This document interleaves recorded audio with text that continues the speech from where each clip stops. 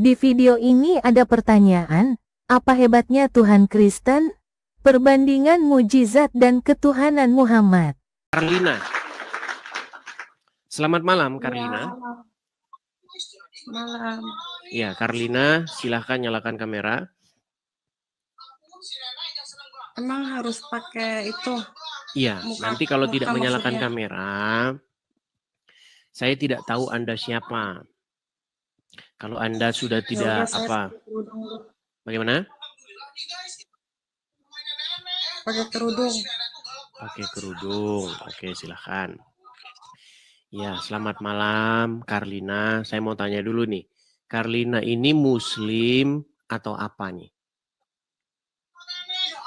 Muslim sejak lahir.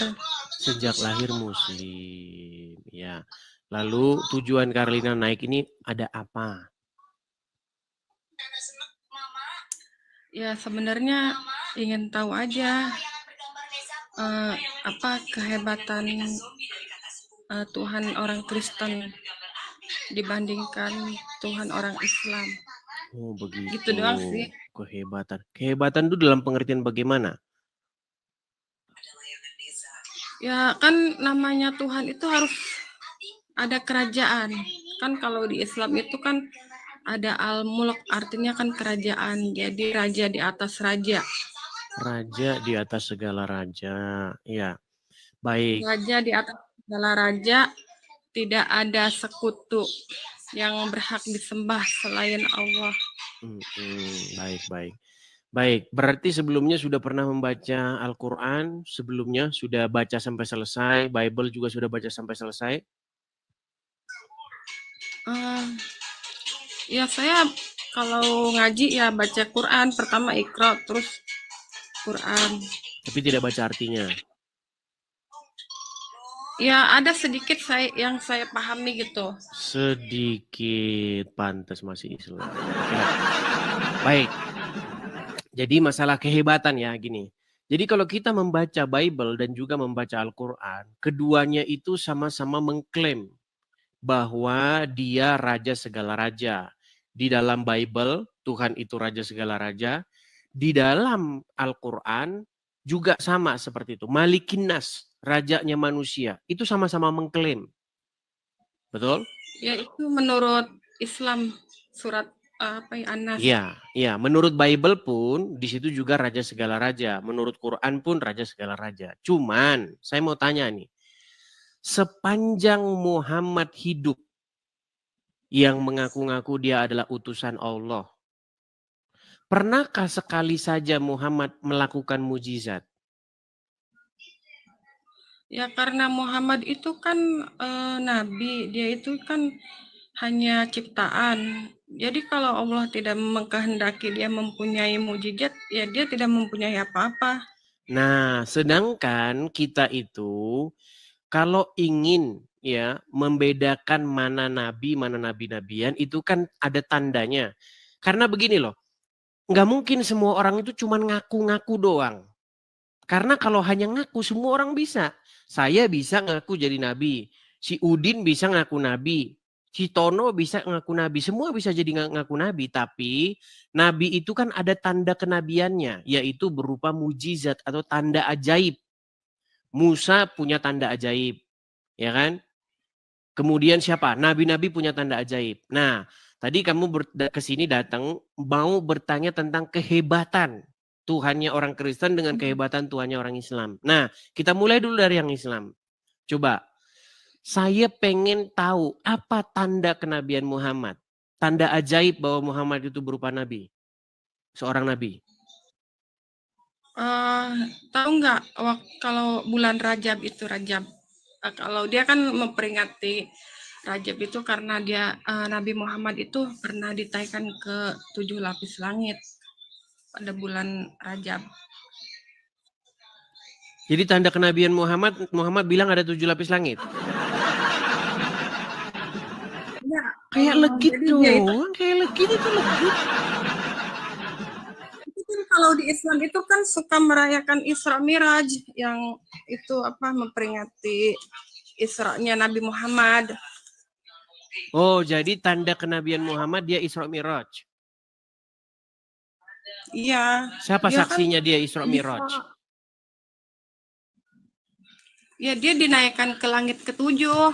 Iya, pertanyaan saya, saksinya siapa? Satu orang saksi yang melihat Muhammad Isra Mi'raj. Ya malaikat. Masa mujizat Ada di saksinya dalam malaikat? Begini loh, Kak Karlina. Namanya Ada di dalam mujizat Al-Quran. atau tanda kenabian itu harus didemonstrasikan di depan banyak orang supaya orang-orang percaya. Betul? Contoh, saya kasih contoh. Ketika Musa melakukan mujizat, misal mujizat apa yang dilakukan Musa? Misalnya membelah laut Teberau di hadapan orang-orang banyak supaya orang-orang percaya bahwa Musa itu diutus. Betul? Nah Muhammad tanda kenabiannya Isra Mi'raj, yang saksi nggak ada, ini gimana? Lagi pula begini, coba ya kita main logika nih. Menurut surat Al-Ma'arij ayat yang keempat, malaikat naik menghadap Allah dalam satu hari, tapi kadarnya itu 50.000 tahun. Tahu ayat itu? Tahu. Oke. Kalau malaikat membawa Muhammad naik menghadap Allah selama satu hari yang kadarnya 50.000 tahun, berarti sampai hari ini harusnya Muhammad belum pulang. Karena perjalanan yang ditempuh Muhammad itu memang sehari memang. Dalam waktunya malaikat. Dimensinya malaikat. Tetapi di bumi 50.000 tahun. Berarti kepulangan Muhammad, waktu Muhammad pulang, sahabat-sahabat Muhammad, Utsman bin Affan, Umar bin Khattab, semuanya sudah jadi fosil. Gimana? Tapi di sini di dalam surat Al-Baqarah menunjukkan surat Al-Baqarah ayat 225 bahwa tidak ada Tuhan selain Allah yang berhak disembah, yang mengurus makhluknya dengan tidak mengantuk dan tidak tidur. Hanya Allah lah yang memberikan syafaat dari sisinya tanpa izin Allah. Ya, itu kan klaim-klaim. Di dalam Bible juga ada seperti itu. Itu semua klaim gitu loh. Maksudnya contoh nyatanya itu kan dibuktikan. Dibuktikan dengan bagaimana dia melakukan mujizat. Dengan perantaraan nabinya maupun langsung, betul?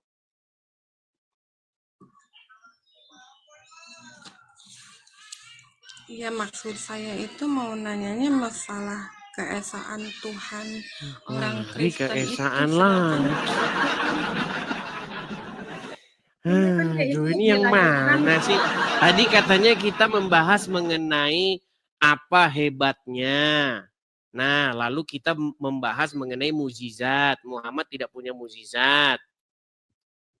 Satu-satunya mujizat Muhammad itu dia memiliki kekuatan seksual setara 30 pria. Itu mujizat Muhammad. Bahwa dia sanggup menggauli istri-istrinya dalam satu malam. Ada ayatnya, tapi di Al-Quran nggak ada tuh. Nggak pernah baca seksual Nabi Muhammad tentang seksual. Kan saya bilang alasan kamu masih Islam, Karlina, karena kamu tidak mengerti ajaran agama Islam. Saya sudah sering bilang loh, kalau kamu mau sungguh-sungguh mendalami agama Islam, satu malam aja, coba kamu nyimak sini dong, kamu ngeliatin apa sih? Gini Lina, kalau kamu sungguh-sungguh, iya, kamu kan tadi saya tanya, ketika kamu ngaji Lina, pernahkah kamu membaca artinya? Kamu bilang saya cuma bacanya sedikit artinya, betul? Ya, itu surat Al-Fatihah. Oke. Surat Al-Ikhlas yang arti-artinya. Surat Al-Falaq. Ya, makanya gini saya tanya, berapa persen kamu baca Al-Quran itu kamu baca artinya?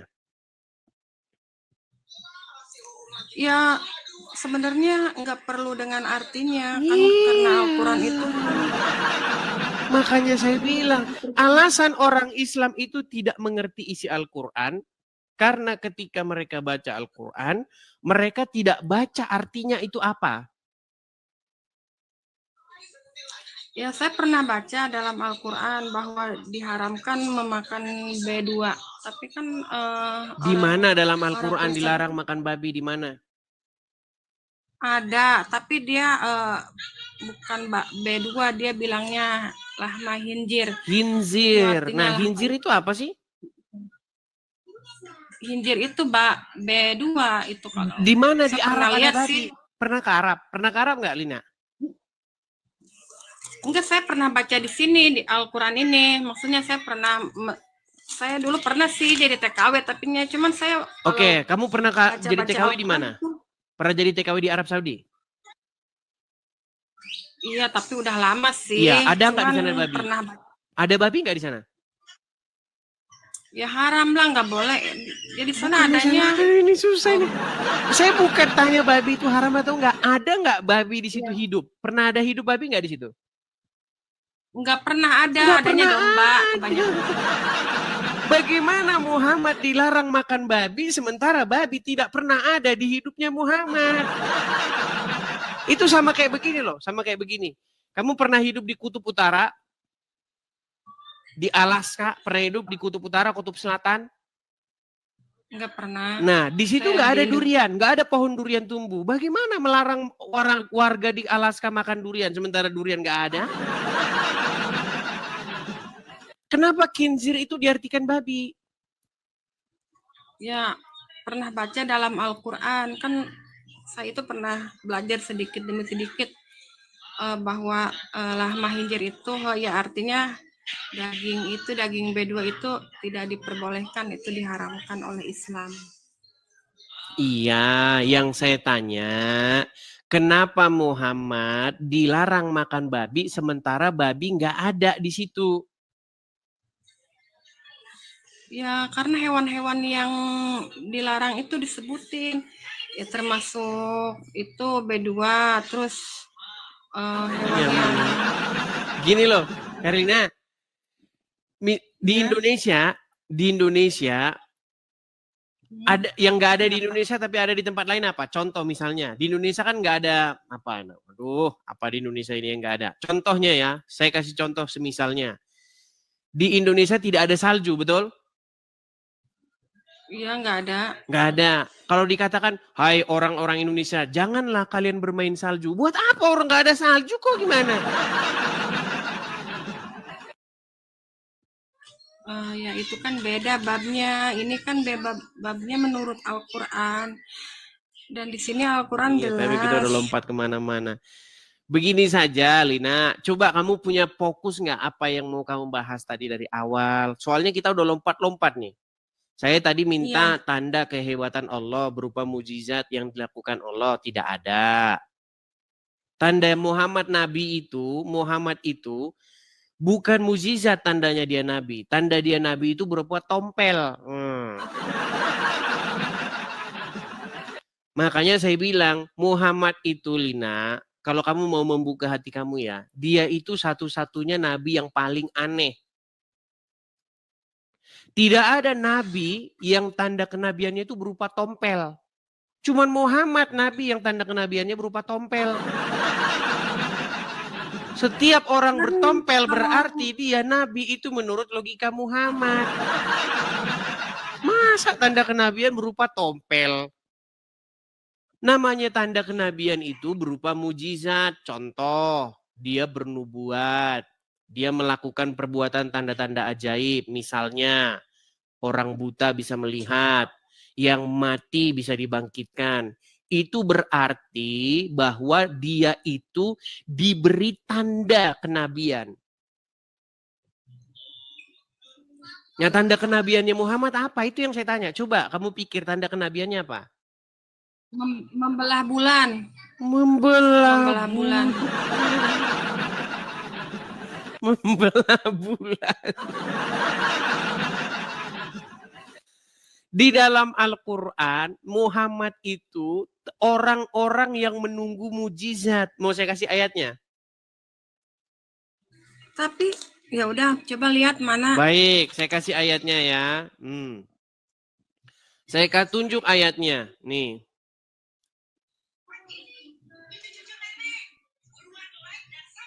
Saya tunjuk ayatnya. Bahwa Muhammad termasuk orang-orang yang menunggu ya.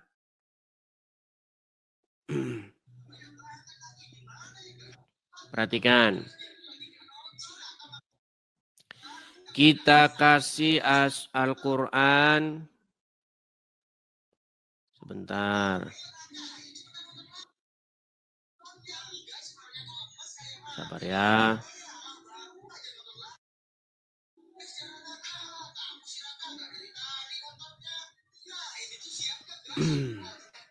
Di dalam Quran surat surat yang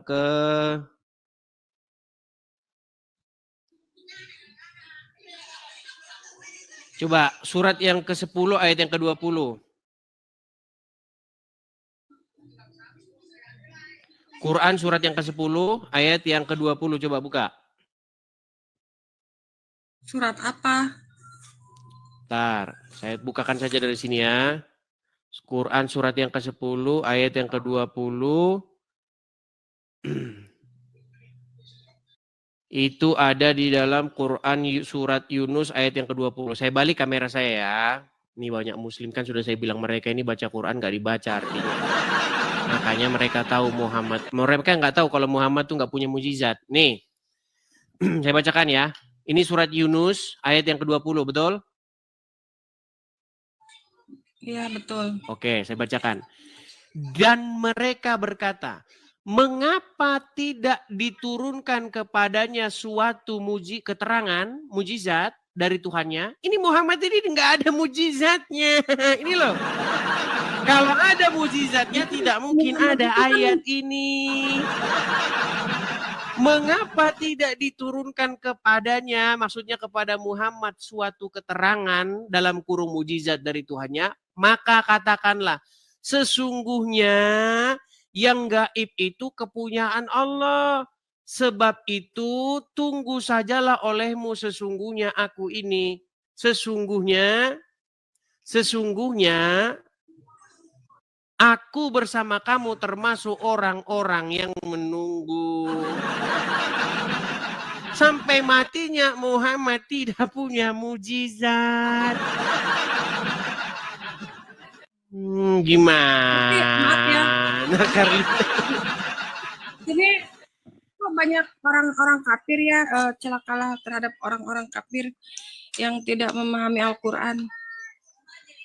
Justru yang tidak Berarti memahami yang tidak Al-Quran itu adalah orang Islam dan para ulamanya. Coba sekarang, menurut Al-Quran, kitab yang harus diimani oleh orang Muslim itu kitab apa? Pokoknya kitabku orang Muslim, kitab Al-Quran, nabiku Nabi Muhammad, Robku Allah Subhanahu Wa Taala. Oke, ada nggak di dalam Al-Quran diperintahkan untuk beriman kepada Taurat dan Injil?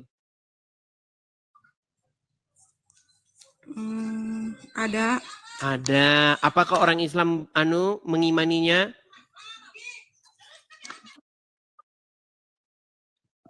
Iya, Islam mengimaninya, tapi tidak menyembah Isa sebagai Yesus. Lina, disuruh beriman nggak kepada Taurat dan Injil? Yesus sebagai Isa. Ia mengimani, tapi tidak menyembah Yesus sebagai Nabi. Tidak sebagai Tuhan, hanya mengimani sebagai Nabi. Menyembah sebagai Tuhan itu gimana Yesus maksudnya? Itu kan, kalau ya maksudnya yang disembah itu hanyalah Allah. Disembah itu maksudnya diapain? Allah itu tunggal, tidak ada lagi, tidak Iya, disembah itu diapain sih? Hanya tempat meminta. Jadi tempat meminta. Ya disembah itu kita harus sujud kepada Allah. Sujud kepada Allah. Berarti sujud itu berarti menyembah. Ya, dengan cara Kenapa Allah malah menyuruh sujud kepada manusia? ya meminta, memohon ampun hanya kepada Allah. Berdoa, Katanya sujud menyembah, sekarang memohon ampun. Jadi percayalah teman-teman ya, orang Islam ini memang mereka ini tidak mengerti apa itu Islam agama, teman-teman. Ya. Bahkan ditanya menyembah itu apa, mereka nggak tahu menyembah itu apa. Lina, kalau misalnya saya tunjukkan kepada kamu di dalam Al-Quran, Allah menyuruh menyembah manusia gimana? Allah menyuruh menyembah manusia. Allah tidak menyuruh menyembah manusia. Iya, kalau misalnya saya tunjuk sama kamu, Allah nyuruh nyembah manusia gimana? Coba lihat mana, pengen tahu nggak pernah Jangan baca. Coba lihat, nanti saya tunjukin kamu. Kamu kan bilang Allah hanya menyembah hanya kepada Allah, betul? Betul. Kalau di dalam Al-Quran malah Allah sendiri yang nyuruh nyembah manusia gimana? Iya mana? Soalnya saya nggak pernah baca itu. Iya karena kamu tidak pernah baca Quran dengan artinya. Ini pengen tahu di surat mana sih? Ini kan surat Al-Quran tuh. Memang ya. Yang di mananya sih? Baik, saya tunjuk ya. Saya tunjukkan.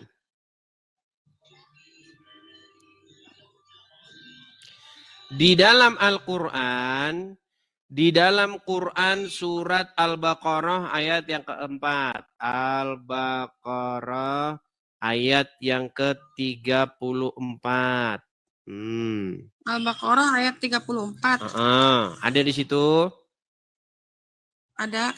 Baik, saya balikkan ya. Ini Allahmu menyuruh sujud sembah kepada manusia nih. Herman yang nyata. Saya Herman. Saya tidak Herman ya, karena saya tahu bahwa mereka baca Quran nggak dibaca artinya. Sudah ada di layar saya, coba kamu lihat. Coba kamu lihat. Oke. Surat Al-Baqarah. Gimana? Iya, ini ada. Oke, coba kamu yang baca di situ. Yang dari ayat 30 dulu ya. Oke, silakan. 34. Silakan. Penciptaan manusia dan penguasaannya di bumi. Ingatlah ketika Tuhanmu berfirman kepada para malaikat, sesungguhnya aku hendak menjadikan seorang khalifah di muka bumi. Mereka berkata, mengapa engkau hendak menjadikan khalifah di muka bumi? Di muka bumi itu orang yang akan membuat kerusakan padanya dan menumpahkan darah. Padahal kami senantiasa bertasbih dengan memuji Engkau dan mensucikan Engkau. Tuhan berfirman, sesungguhnya aku mengetahui apa yang tidak kamu ketahui. Terus, dan dia mengajarkan kepada Adam nama-nama benda seluruhnya, kemudian mengemukakannya kepada para malaikat, lalu berfirman, sebutkanlah kepadaku nama benda-benda itu jika kamu memang orang-orang yang benar. Mereka menjawab, Maha Suci Engkau, tidak ada yang kami ketahui selain apa yang telah Engkau ajarkan kepada kami. Sesungguhnya Engkaulah yang Maha mengetahui lagi Maha bijaksana. Allah berfirman, hai Adam, beritahukanlah kepada mereka nama-nama benda ini. Maka setelah diberitahukannya kepada mereka nama-nama benda, Allah berfirman, bukankah sudah kukatakan kepadamu bahwa sesungguhnya aku mengetahui rahasia langit dan bumi, mengetahui apa yang kamu lahirkan dan apa yang kamu sembunyikan. Baik, 34-nya. Dan ingatlah ketika kami berfirman kepada para malaikat, sujudlah kamu kepada Adam. Maka sujudlah mereka kecuali iblis. Ia enggan dan takabur. Kenapa di sini Allah menyuruh sujud kepada manusia? Kan ini ada permulanya. Kan Allah itu kan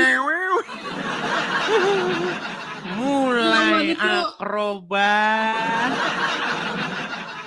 ini Kamu dari bilang pertamanya. di dalam Quran hanya Allah lah tempat menyembah, sementara di sini malah Allah nyuruh nyembah manusia. Gimana? Kalau Allah Surely. Gimana? ini belum ke bawahnya. Oh ya udah Kalau silakan, aku habisin. dan ingatlah kan ini kan Allah berfirman dan ingatlah ketika kami berfirman kepada para malaikat, sujudlah kamu kepada Adam, maka sujudlah mereka kecuali iblis. Ia enggan takabur dan ia termasuk golongan orang-orang yang kafir. Oke, berarti yang tidak mau sujud kepada Adam berarti kafir, betul?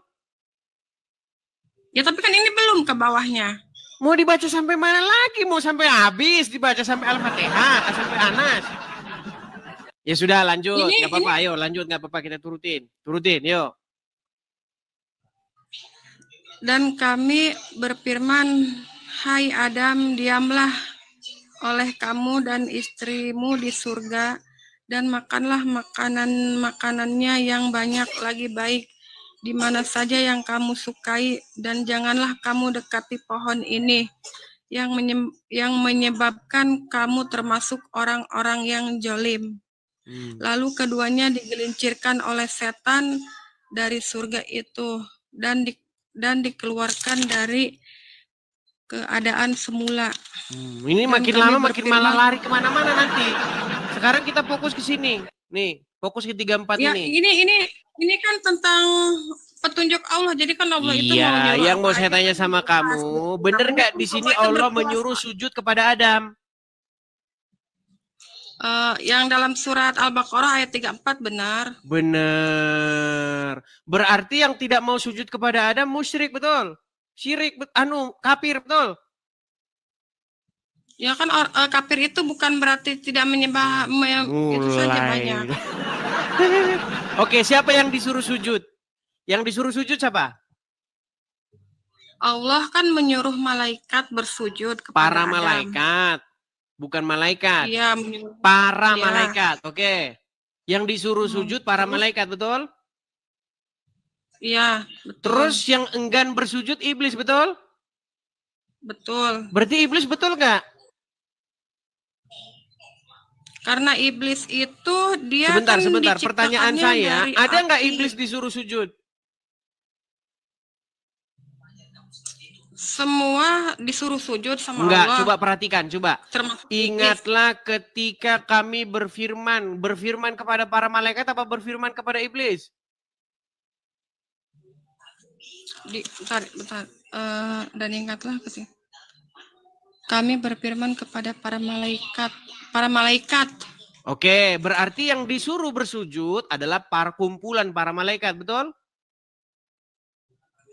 Betul. Nah, terus iblis disuruh nggak di sini sujud? Ya kan. Mulai.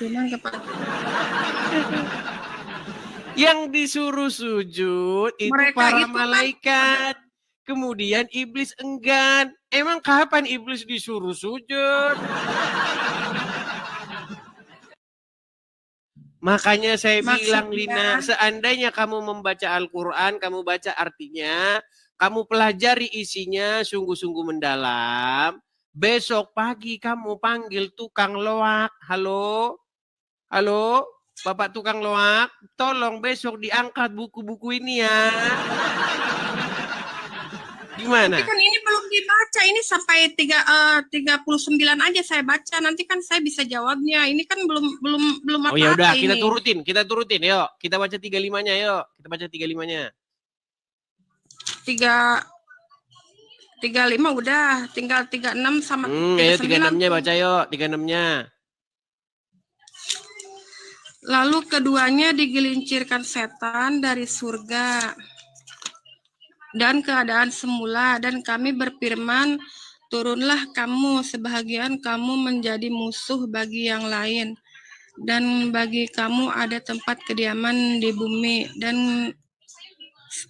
kesenangan hidup sampai waktu yang ditentukan. Terus 37-nya. Kemudian Adam menerima beberapa kalimat dari Tuhannya, maka Allah menerima taubatnya. Sesungguhnya Allah Maha Penerima Taubat lagi Maha Penyayang. Terus 38-nya ini kami berfirman, turunlah kamu semua dari surga itu, kemudian datang petunjuk kepadamu, maka barang siapa yang mengikuti petunjukku, niscaya tidak ada kekhawatiran atas mereka dan tidak pula mereka bersedih hati. Adapun orang-orang kafir mendustakan ayat-ayat kami, mereka itu penghuni neraka, mereka kekal di dalamnya. Terus? Itu udah. Terus di mana di sini perubahannya dari apa yang kita obrolin tadi? Iya, itu orang-orang kafir tidak yang saya tanya tadi, kembali ke ayat 34. Di dalam ayat 34, di mana di sini iblis disuruh sujud di mana? Tidak ada. Tidak ada. Lagian menurut Al-Quran, di ayat yang lain, iblis itu sudah diusir dari setan, dari surga. Ini kalau kamu baca Al-Quran di ayat Quran yang lain, iblis itu sudah diusir dari surga. Lalu bagaimana iblis bisa menggoda Adam lagi? Aduh, kalau kamu baca ayat yang lainnya, di Quran surat yang lain, iblis itu sudah diusir dia. Tapi kalau kamu baca lagi di ayat yang lainnya, iblis tiba-tiba ada lagi di surga. Ini nih, peringatan Tuhan kepada Bani Israel. Ngompat lagi. Karina, coba kalau ngomong itu, fokus gitu loh. Kok lompat ke sana ke sini, lompat lagi, lompat ke sini, lompat ke sana, gimana sih? Makasih Jembret, Bang Jembret, makasih. Gini Lina, kalau kamu baca di dalam Al-Quran, Al-Quran itu penuh dengan kontradiksi satu sama lain. Makanya kenapa kamu disuruh ulama-ulamamu baca Quran dalam bahasa Arab saja, terus nanti kamu dapat pahala, udah nggak usah dipahami. Karena mereka takut nanti kalau kamu baca artinya, isinya beda satu sama lain.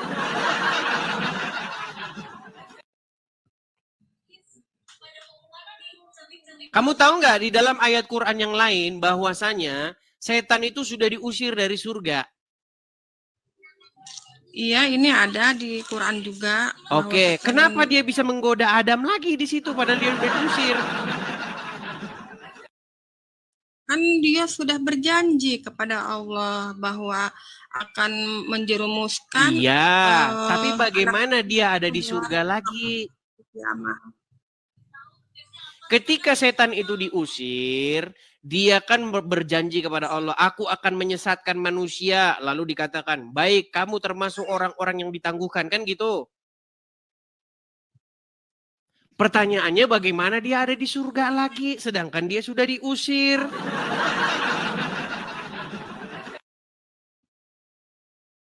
Iya, itu setan itu sudah ada di... Tapi gini, coba Lina, coba kamu lihat sini, jangan lihat Quranmu terus. Lina, ini aku sambil baca. Gini, kamu saya kasih tahu ya. 13 tahun waktu saya habiskan untuk meneliti Al-Quran. 13 tahun lamanya. Cuma 13 tahun aja kan. Kalau saya kan dari bayi, dari bayi Islam. Kamu dari bayi membaca huruf Arab. Kamu tidak pernah melakukan penelitian terhadap Al-Quran. Yang umat muslim lakukan itu bukan memahami isi Al-Quran, tetapi membaca huruf-huruf Arab dengan indah. Itu yang umat muslim lakukan.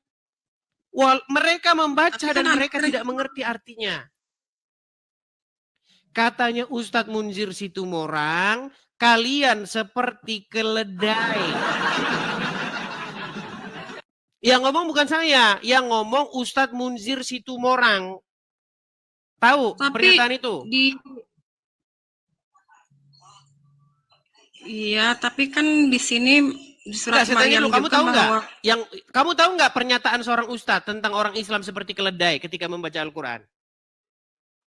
nggak pernah dengar, nggak pernah Oke, coba baca. nih dengarkan ya, dengarkan nih. Kita bangga menghafal Al-Quran tapi tidak memahami Al-Quran. Senang mengulang berbahasa Arab tapi tidak mengerti bahasa Arab. Suka membaca Al-Quran tapi tidak memahami maknanya. Akhirnya apa? Menjadi keledai di Indonesia. Tuh. Seperti keledai. Makanya saya bilang, umat Islam tidak mengerti Al-Quran karena waktu baca Quran tidak dibaca artinya. Makanya dia nggak tahu isinya berkontradiksi satu sama lain. Coba nih, masalah Adam nih. Coba nih ya. Setahu kamu Adam itu punya istri nggak? Adam Hawa, iya Hawa istrinya. Punya istri. Mereka menikah nggak? Kapan mereka menikahnya? Saya melihat dari Al-Quran tidak ada mereka menikah. Oke, baik nih. Di dalam Al-Quran disebutkan bagaimana setan menggoda supaya mereka saling menampakkan aurat. Tahu nggak? Di mana, di surat mana? Baik, saya tunjukkan ya. Nih, saya tunjukkan. Di dalam Quran, surat Al-Araf, ayat yang ke-27, saya bacakan sama kamu, saya balikkan. Boleh saya buka di Quran. Oke, boleh, silakan cek yuk. Al-Araf, ayat yang ke-27. Coba cek di situ. Al-Araf, ayat 27. Ini Muslim banyak yang murtad gara-gara ini. Kalau pakai akalnya, kalau pakai pikirannya, setelah baca ayat ini Muslim murtad. Coba. Sudah ketemu? Bentar lagi nih. Surat Al-Araf atau surat yang ke-7. 27, ayat 27 bukan. Ayatnya yang ke-27. Ini ada nih udah. Sudah ketemu? Iya, udah. Coba baca. Udah. Peringatan Allah terhadap golongan godaan setan. Hai Adam, sesungguhnya Hai anak Adam, bukan Adam. Oh, iya benar. Hai anak Adam, sesungguhnya kami telah menurunkan kepadamu pakaian untuk menutupi aurat. Ayat 27 loh, 27. Ya tapi kan ini dari 26 nih. Oh ya udah, baca 26-nya. Yuk, kita mulai dari 26-nya, yuk. Hai anak Adam, sesungguhnya kami menurunkan kepadamu pakaian untuk menutupi auratmu, dan pakailah pakaian yang indah untuk pakaian indah untuk perhiasan,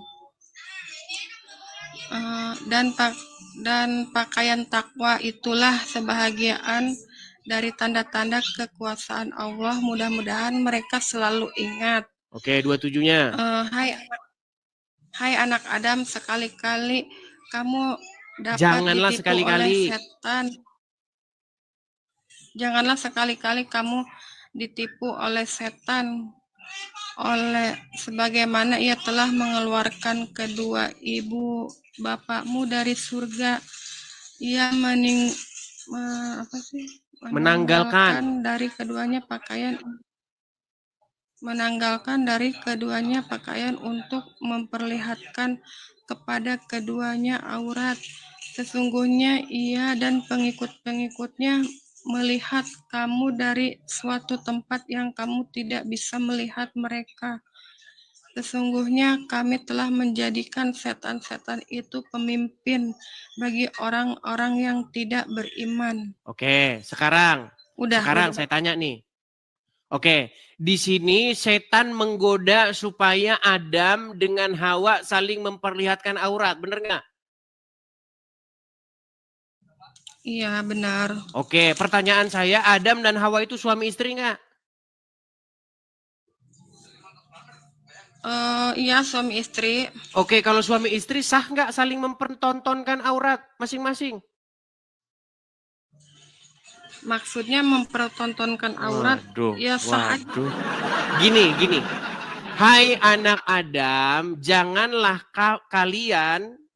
sekali-kali kamu dapat ditipu oleh setan sebagaimana ia telah mengeluarkan kedua ibu bapakmu dari surga. Maksudnya ini Adam dan Hawa.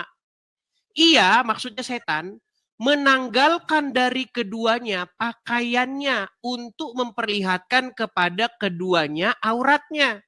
Jadi, setan ini menggoda Adam dan Hawa untuk saling memperlihatkan aurat. Bagaimana mungkin setan menggoda mereka untuk saling memperlihatkan aurat sementara mereka suami istri?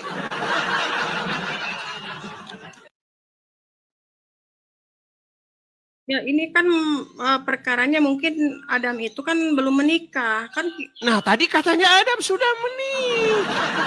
Baik, saya balik dulu kamera saya. Nih.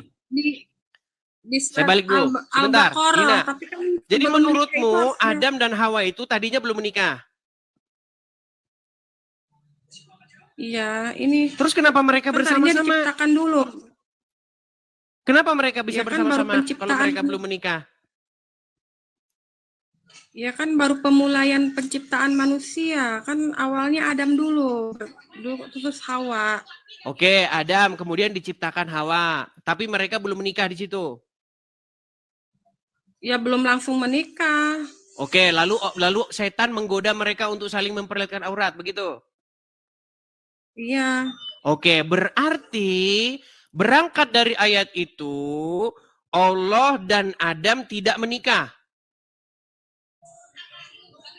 Belum menikah, bukan tidak menikah. Oke, kapan mereka menikahnya? Di Al-Quran belum baca mereka menikah, kan tidak ada bacaan mereka menikah. Berarti Adam dan Hawa di dalam Al-Quran berzina keduanya, betul? Enggak lah. Terus kapan mereka menikah? Coba kapan mereka menikahnya? Ya kalau kita ingin tahu, ya aku juga bisa pengen tahu itu kok Tuhan Yesus bisa ya lompat kemana-mana. Aduh. Ya terus sih yang terus saya mau nanya itunya tentang Tuhannya orang Kristen. Oke lah Lina, gini karena dari tadi kamu saya lihat itu lompat kemana-mana. Kamu dari A lompat ke B, dari B nanti lompat ke C lompat ke D. Ya karena kan ya saya pengen nanya-nanya aja. Tapi iya nanti saya ke situ nanti kamu lompat lagi. Setiap saya bahas satu tema, kamu lompat ke tema yang lain.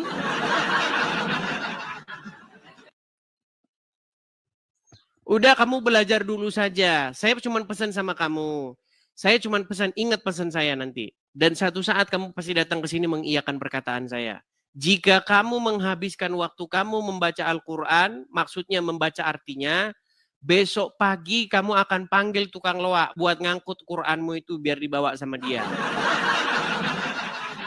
Kayak gitu aja ya. Aku tetap beriman kepada Allah dan Nabi Muhammad. Ya, itu kamu berkata demikian karena hawa nafsumu dan karena ketidaktahuanmu.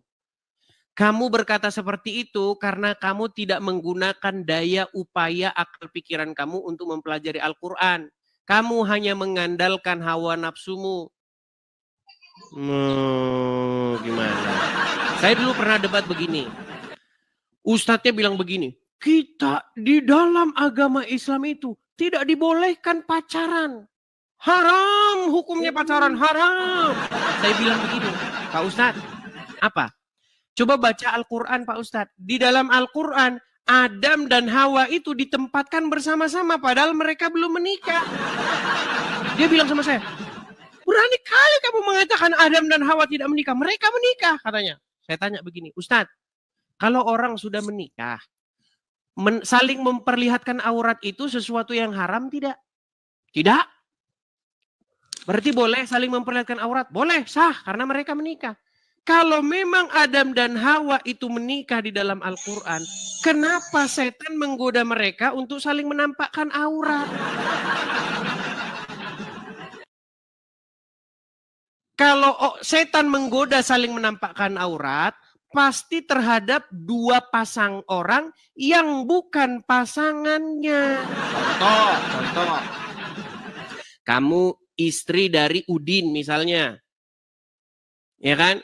Bertemu dengan suami orang lain. Kan bukan pasangan nih. Kalian bukan pasangan kan? Terus kalian saling memperlihatkan aurat. Nah, itu pasti kerja setan. Setan menggoda kalian supaya kalian saling menampakkan aurat. Karena kalian bukan pasangan yang sah. Bagaimana mungkin suami istri saling menampakkan aurat, tetapi mereka digoda oleh setan saling menampakkan aurat.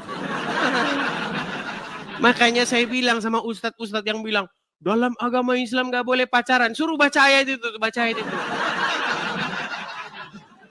Kenapa Allah menempatkan Adam dan Hawa secara bersama-sama sementara mereka bukan pasangan? Berarti itu dalilnya bahwa di dalam agama Islam boleh pacaran.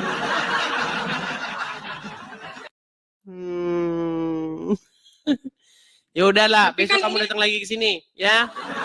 Begitu ya. Nanti kalau sudah mendalami Al-Quran, oke? Ya. Oke. Terima kasih, Lina.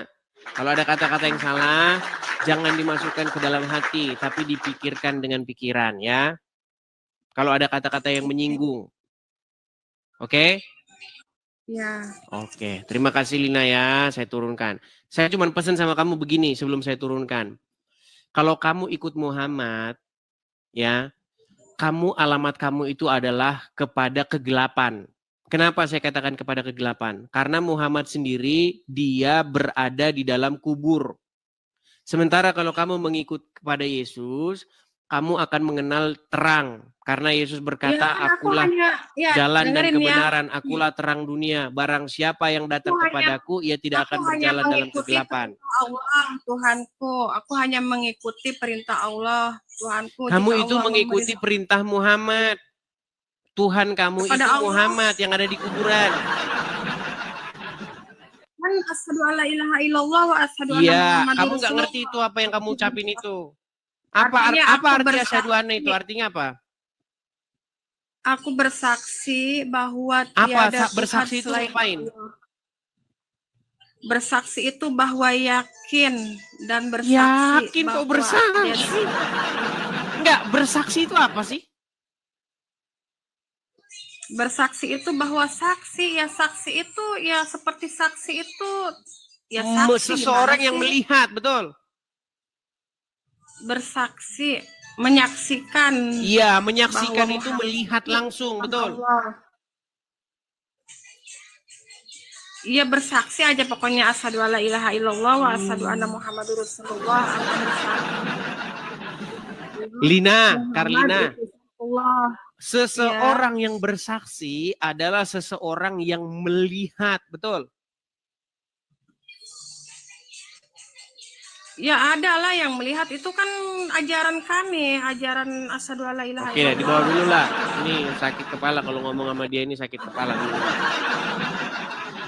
Jawabannya lihat ayat di Alkitab, 1 Timotius 6 ayat 15. Yaitu saat yang akan ditentukan oleh penguasa yang satu-satunya dan yang penuh bahagia. Raja di atas segala raja dan tuan di atas segala tuan. Yohanes 14 ayat 6, kata Yesus kepadanya, akulah jalan dan kebenaran dan hidup.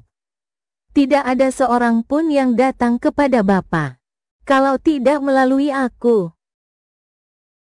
Filipi 2 ayat 10-11, supaya dalam nama Yesus bertekuk lutut segala yang ada di langit, dan yang di atas bumi, dan yang di bawah bumi, dan segala lidah mengaku, Yesus Kristus adalah Tuhan.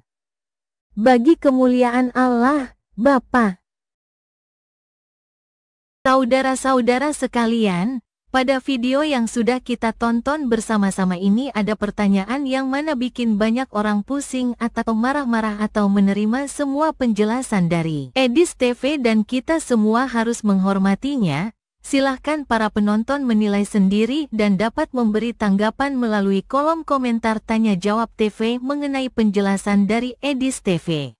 Terima kasih semuanya kepada para penonton Tanya Jawab TV yang berbahagia. Semoga video ini bisa memberikan pengetahuan dan edukasi kepada para penonton. Dan jangan lupa untuk like dan subscribe channel ini ya.